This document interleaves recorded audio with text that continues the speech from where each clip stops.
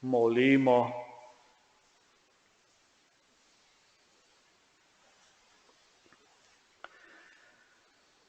O Bog, sam praviš, da rad prebivaš pri ljudeh, ki so čistega in iskrenega srca. Pomagaj nam tako živeti, da boš mogel ostati med nami. Po našem Gospodu Jezusu Kristusu, tvojem Sinu, ki s teboj v občestvu Svetega Duha živi in kraljuje vekomaj.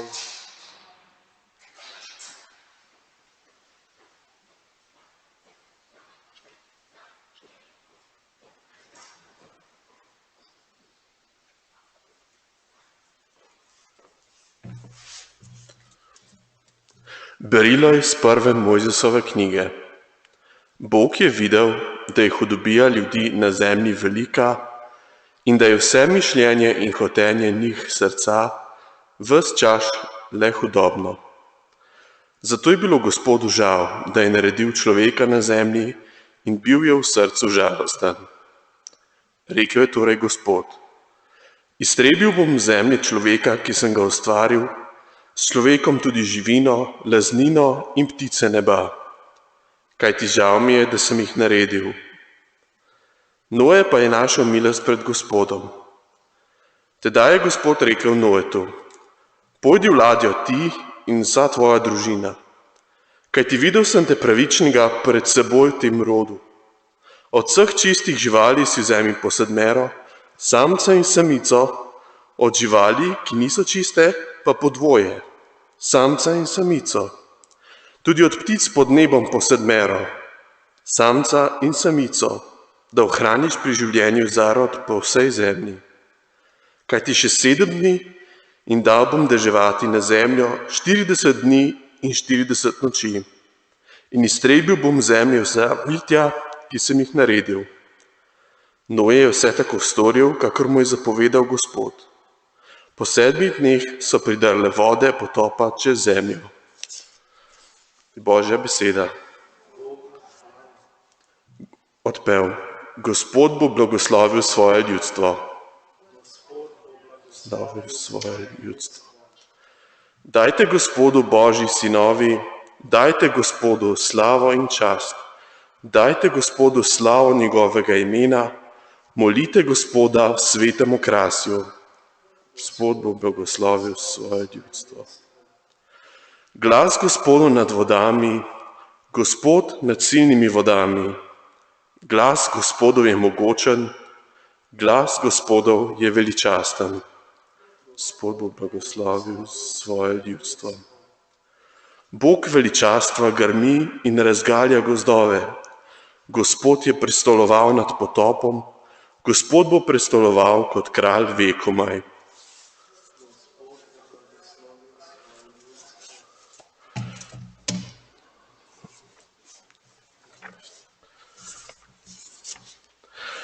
Aleluja, danes ne zapirajte svojih src, ampak poslušajte Božji glas. Aleluja.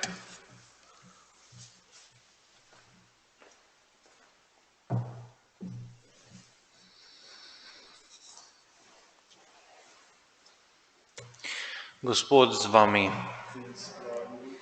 Iz svetega evangelija po Marku.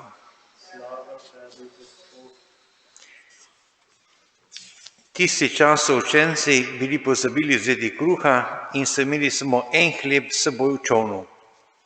Jezus jim je naročal: Pazite, varujte se kvasa farizejev in Herodovega kvasa. Oni pa so se med seboj prepirali, da nimajo kruha. Jezus je to vedel in jim je rekel: Zakaj se prepirate, da nimate kruha? Kaj še zmeraj ne spoznate in ne razumete? Ali imate srce zaslepljeno, oči imate pa ne vidite, ušesa imate pa ne slišite? Ali se ne spominjate, ko sem 5 hlebov razlomil med 5000, koliko polnih košar koškov ste nabrali? Rečejo mu 12. In ko sem 7 hlebov med 4000, koliko polnih košar ste nabrali koškov? Odgovorijo mu 7. In rekel jim je: Kako da še ne umevate? To je Kristusov evangelij. Hvala tebi, Kristus.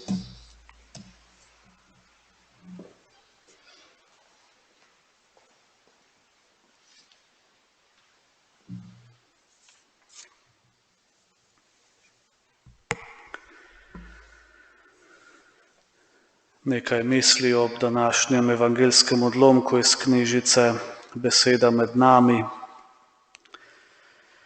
Prekaljen veslač bo znal poskrbeti, da bo s seboj vzel dovolj hrane in vode za pot.